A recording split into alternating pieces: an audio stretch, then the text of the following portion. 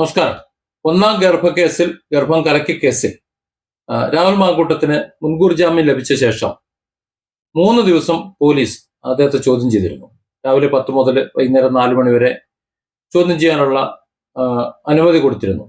അന്വേഷണ ഉദ്യോഗസ്ഥന്മാർക്ക് മുന്നിൽ ഹാജരാകണമെന്ന് രാഹുൽ മാങ്കൂട്ടത്തിനോടും പറഞ്ഞിരുന്നു. ബെയിൽ കണ്ടീഷൻ അതായിരുന്നു.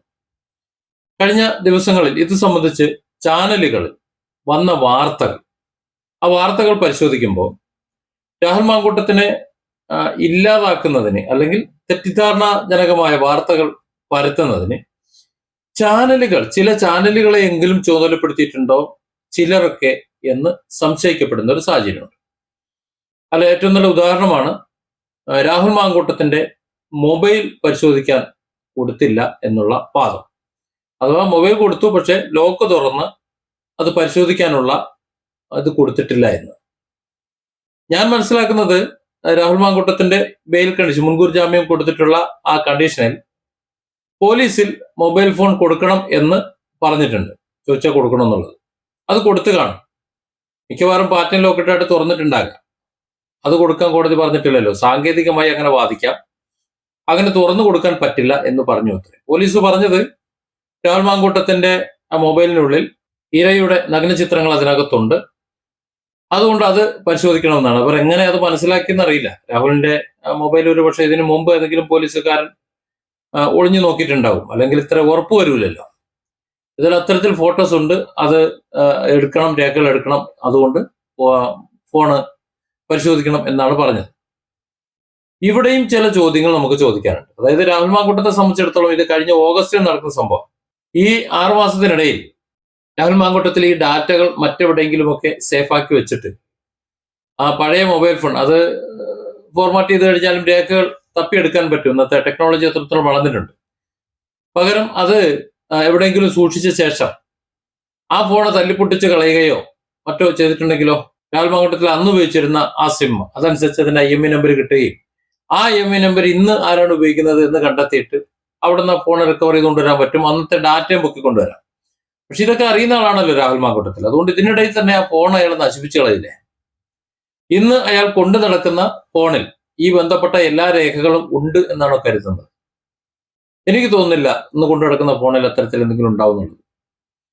അതിന്റെ ലോക്ക് തുറന്നു കൊടുക്കാൻ അയാൾക്ക് മടിയുണ്ടാവില്ല. അതുകൊണ്ട് തന്നെ അന്വേഷണ ഉദ്യോഗസ്ഥന്മാർക്ക് മുന്നാകെ ഹാജരായ സമയത്ത് അദ്ദേഹത്തിന്റെ ഫോൺ കൊടുത്തിട്ടുണ്ടാകും, ആ ലോക്ക് തുറന്നു കൊടുത്തിട്ടുണ്ടാവും, അത് പരിശോധിച്ച് നോക്കിയിട്ടുണ്ടാവും. അതിനകത്തൊരു പിണ്ണാക്കും ഉണ്ടായിരിക്കുകയുമില്ല. പക്ഷെ എന്തെങ്കിലും രേഖകൾ അതിനകത്ത് ഉണ്ട് എന്നുണ്ടെങ്കിൽ പോലീസിനെ അത് പരിശോധിക്കാൻ രാഹുൽ മാങ്കൂട്ടത്തിൽ കൊടുക്കണമെന്നില്ല. കാരണം ഈ പോലീസിന് വിശ്വാസമില്ല. കോടതിയിൽ ഹാജരാക്കുമെന്ന് രാഹുൽ മാങ്കൂട്ടത്തിൽ പറഞ്ഞിട്ടുണ്ട്. കോടതി മുമ്പാകെ തെളിവുകൾ ഹാജരാക്കുന്നുമുണ്ട്. ഇവർക്കത് കൊടുത്തു കഴിഞ്ഞാൽ അവരെ നശിപ്പിക്കുമെന്ന് രാഹുലിന് നന്നായിട്ട് അറിയാം. പിന്നെ മറ്റൊരു കാര്യം കൂടെ മനസ്സിലാക്കേണ്ടത്, രാഹുൽ മാങ്കൂട്ടത്തിന്റെ ഫോണിൽ നിന്ന് ചോർത്തിയെടുക്കേണ്ടത് എന്ത് രേഖകളാണ്?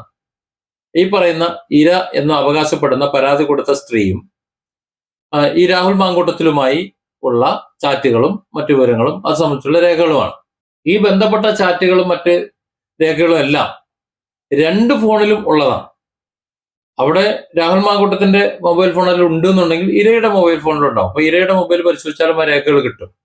അതിന് പുറമെ എന്തെങ്കിലുമൊക്കെ ഉണ്ട് എന്നുണ്ടെങ്കിൽ, അതായത് ഇവർ പ്രതീക്ഷിക്കുന്നത് രാഹുലിനെ കൊടുക്കാൻ വേണ്ടിയിട്ട് മറ്റെന്തെങ്കിലുമൊക്കെ ഉണ്ടോ എന്നാണ്. അത് പരിശോധിക്കാൻ വേണ്ടിയിട്ടായിരിക്കണം ഈ മൊബൈൽ ഫോൺ കാണണം, നോക്കണം, പരിശോധിക്കണം എന്നൊക്കെ പോലീസ് പറയുന്നത്. പക്ഷെ അത്തരത്തിലുള്ള ഒരു പരിശോധനയ്ക്ക് രാഹുൽ മാങ്കൂട്ടത്തിൽ രാഹുലിന്റെ കയ്യിൽ മൊബൈൽ ഉണ്ടെങ്കിൽ അത് കൊടുക്കാൻ സാധ്യതയില്ല. അത് പോലീസ് നശിപ്പിക്കും. രാഹുൽ മാങ്കൂട്ടത്തിന് അർദ്ധരാത്രിയിൽ പോലീസ് പിടിച്ചോണ്ട് പോയല്ലോ. 3ാമത്തെ കേസിൽ തട്ടിക്കൊണ്ടുപോയ ജയിലിലടച്ച കേസുണ്ടല്ലോ. ആ സമയത്ത് രാഹുൽ മാങ്കൂട്ടത്തിന്റെ കയ്യിൽ എന്തായാലും മൊബൈൽ ഫോൺ ഉണ്ടാവും. ആ മൊബൈൽ ഫോൺ പോലീസ് അരിച്ചു കലക്കി പരിശോധിച്ചിട്ടുണ്ടാവും. കൂടുതൽ അന്വേഷണത്തിന് വേണ്ടിയിട്ട് അത് കസ്റ്റഡിയിൽ വെച്ചിട്ടുണ്ടാവും. രാഹുൽ പുതിയ ഫോണായിരിക്കും എടുത്തിട്ടുണ്ടാകും. അപ്പോൾ ഓരോ തവണയും ഫോണ് രാഹുൽ മാങ്കൂട്ടത്തിൽ വാങ്ങുമ്പോൾ ഈ ഡാറ്റാസ് അറിയാതെ അദ്ദേഹത്തിന്റെ ഫോണിലേക്ക് വന്നു കയറുമോ എന്നൊരു സംശയം ന്യായമായിട്ടുണ്ട്.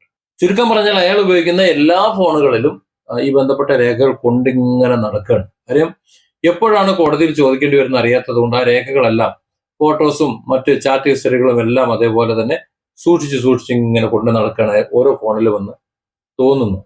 നമ്മളെല്ലാം മനസ്സിലാക്കുന്ന രാഹുൽ മാങ്കൂട്ടത്തിന്റെ ഇന്ന് കൊണ്ടു നടക്കുന്ന, സർവാത്മനായി എപ്പോഴും കൊണ്ടു നടക്കുന്ന ഫോണിൽ ഒരു രേഖയും ഉണ്ടാകാൻ സാധ്യതയില്ല.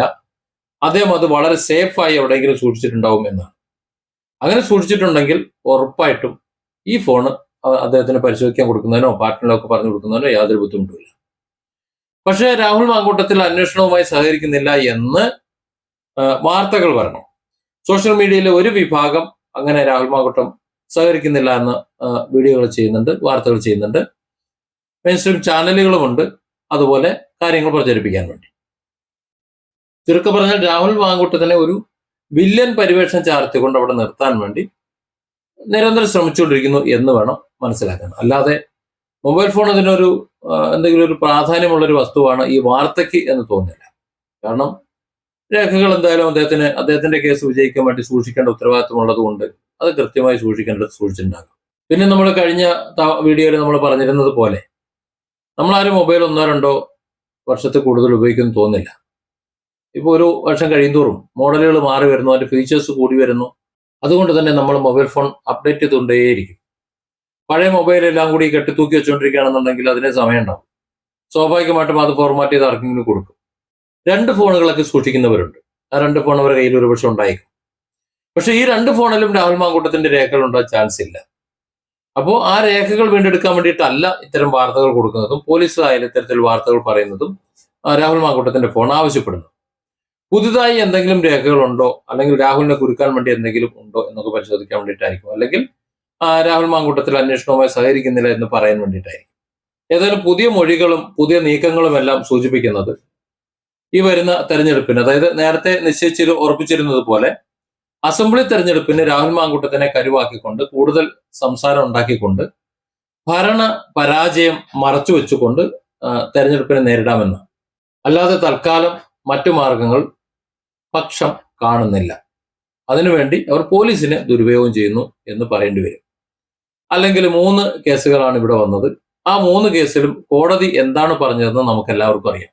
കോടതികൾ അങ്ങനെ പറഞ്ഞ നിലയ്ക്ക് പിന്നീട് എന്താണ് ഇവർ കണ്ടെത്താൻ ശ്രമിക്കുന്നത്, എന്ത് കണ്ടെത്തി അവിടെ കൊണ്ട് ചെന്ന് കഴിഞ്ഞാലും ഒന്നും ഉണ്ടാവില്ല. കോടതിയുടെ ആ കണ്ടെത്തലിനൊരു മാറ്റമുണ്ടാകാൻ സാധ്യതയില്ല. ഇന്ന് നമ്മുടെ രാജ്യത്ത് നടക്കുന്ന കാര്യങ്ങളാണ് കോടതി പറഞ്ഞത്.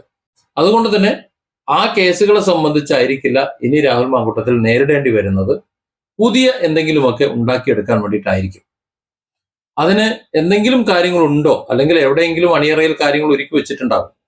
അതിനെ സാധൂകരിക്കുന്ന എന്തെങ്കിലും തെളിവുകൾ ഇദ്ദേഹത്തിന്റെ കയ്യിലുണ്ടോ എന്ന് പരിശോധിക്കാൻ വേണ്ടി കൂടി, അതൊരു തെളിവ് ഉണ്ടാക്കി വെച്ചു കഴിഞ്ഞാൽ അതിൽ രാഹുലിനെ പൂട്ടാം, അല്ലെങ്കിൽ തൽക്കാലത്തേക്ക് പിടിച്ചകത്തിട്ടിട്ട് തെരഞ്ഞെടുപ്പ് വരെ ഇത് നീട്ടിക്കൊണ്ടുപോകാം എന്ന് വിചാരിച്ചിട്ടായിരിക്കണം ഈ പരിശോധനയും ഈ പ്രചരണവുമെല്ലാം എന്നാണ് തോന്നുന്നത്. Different angles. Don't forget to subscribe and support this channel.